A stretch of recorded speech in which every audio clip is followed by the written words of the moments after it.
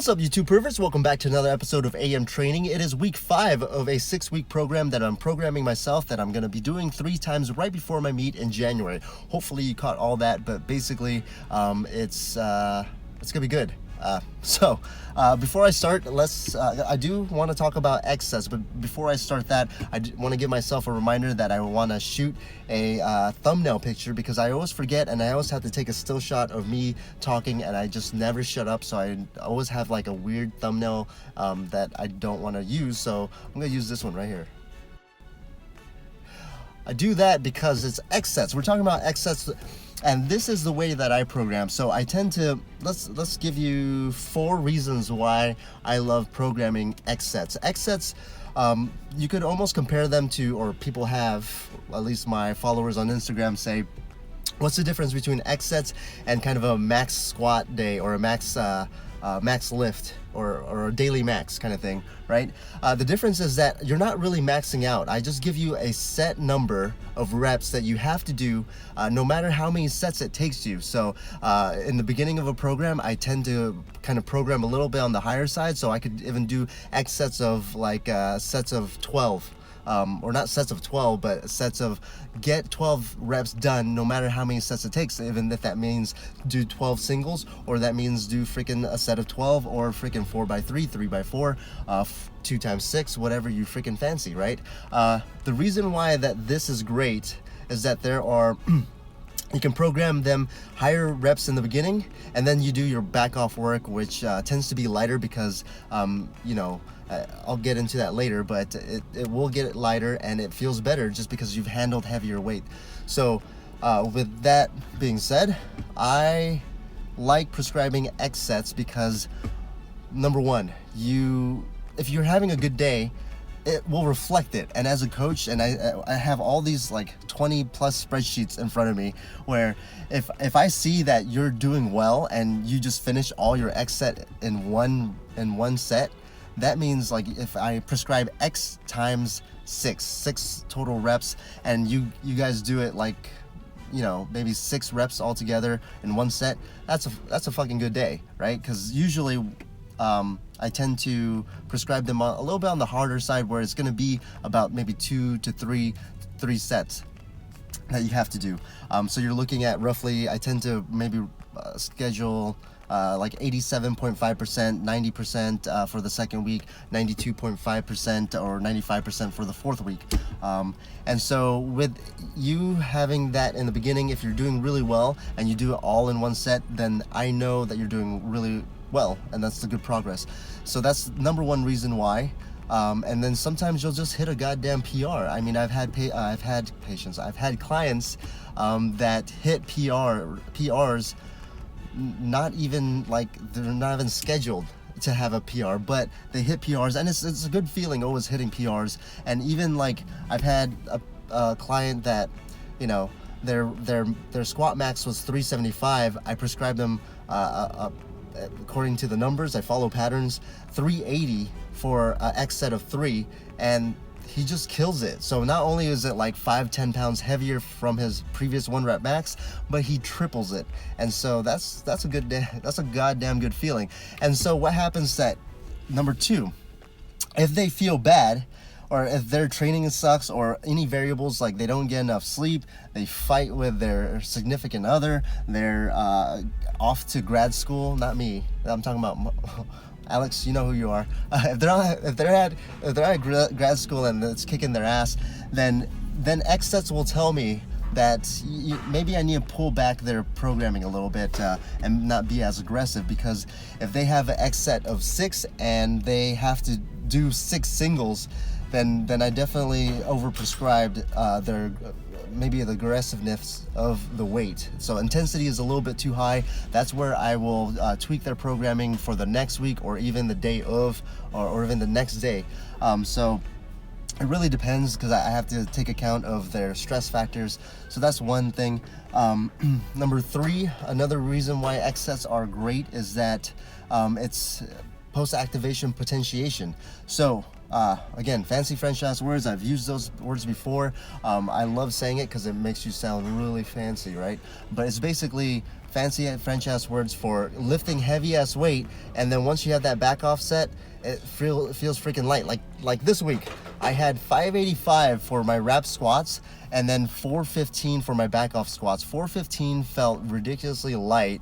I was a little tired because that was 585 was pretty much that was a grinder. I could have sank it a little bit deeper. I'm not happy with the depth, but I definitely should have hit a little bit deeper. I did win off a little bit off my own programming because I was supposed to hit an X set of 3 at 555, but I'm maxing out next week, so I kind of wanted to push that limit of where reps are going, so then I can kind of estimate my 1 rep max for my reps, because I'm not sure how much carryover I'm getting from the reps. At this point, I feel like I'm getting at least maybe 40 pounds to 50 pounds, 40, maybe even lower than that, maybe like 30 to 40 pounds I'm getting over for the carryover. So I wanted to kind of see where I am for reps, so then I can kind of program myself correctly the next time, because again, I follow patterns, and if everything's going right for this block, then I'm gonna kind of tweak very small tweaks for the next block. But where was I going off of that? Yeah, I had X sets. My coach told me don't do it and really go for 585. My coach being myself. So I told myself, let's go for 6 plate dinner. It's a good feeling. It was an ego lift. Let's be honest. It felt really good. I really wanted to have 6 plates on my back. And the thing was, it was shaky AF, because it was just kind of like, it wasn't a power bar. It was a Rogue Ohio bar, but it wasn't a power bar, and it had a little bit more flex, especially using those bumpers. Anything more than like 5 plates tends to be a little bit more whippy than I would like it. So even when I was going down, I wasn't even all the way down in the hole, but like midway, it kind of threw me forward because of the shaking. You can see my elbows kind of shake a little bit. Yeah, overall pretty happy. But yeah, after that, 415 just felt ridiculously light.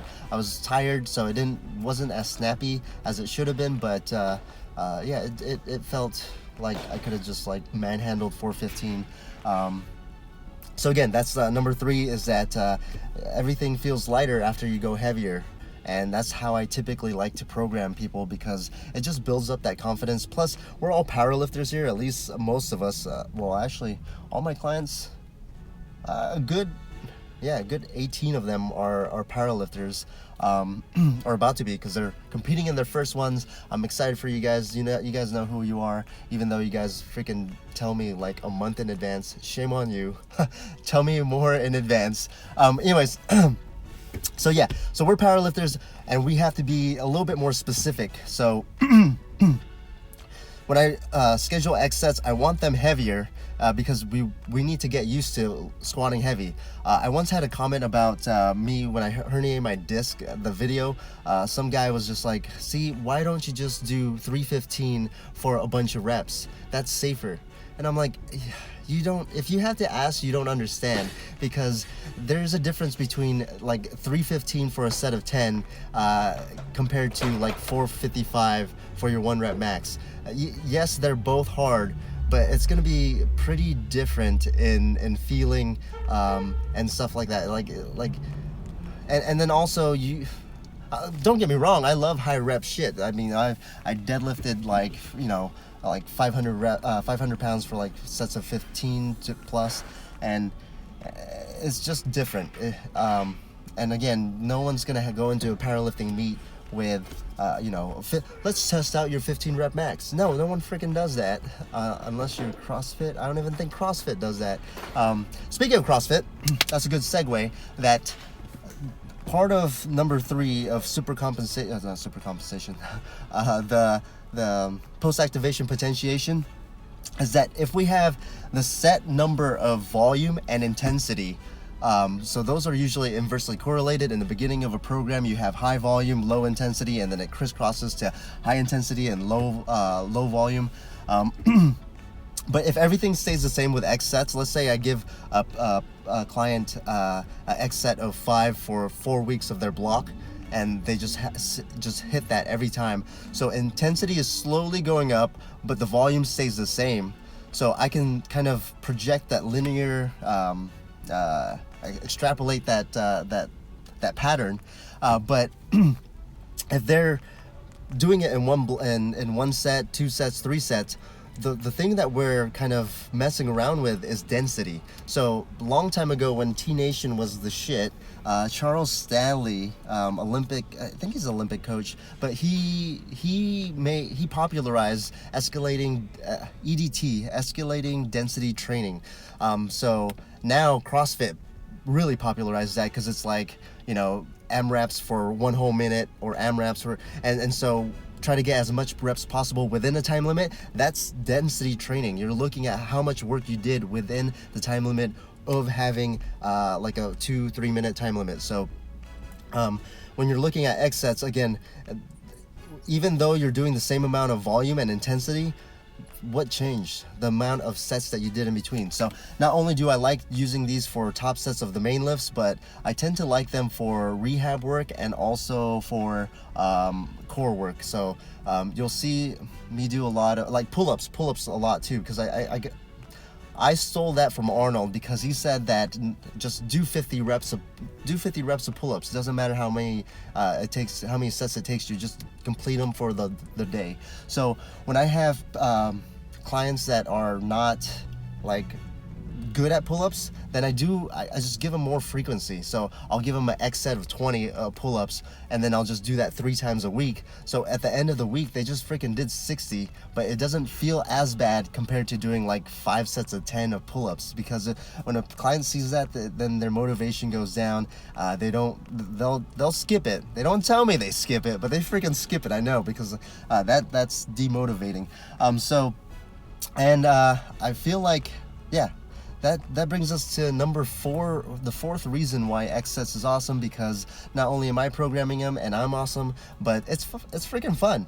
I mean, if you're looking at your programming and you're not competing or at a competition, you're competing with yourself, and you saw that you did, like, you know, I did let's say you did a set of 5 and then a single, because your prescribed reps was X set of 6. And so the next time you do that lift and it's an X set of 6 again, you're gonna be like, hell no, I'm not gonna do a set of 5 and then a single. That's being a little biatch, right? I want to do all in one set. And again, if you're feeling good, then freaking milk it. If you're feeling bad, then just freaking take your time. And what's great is it doesn't demotivate you if you happen to miss a rep. Then you just rack it and you just take your next set.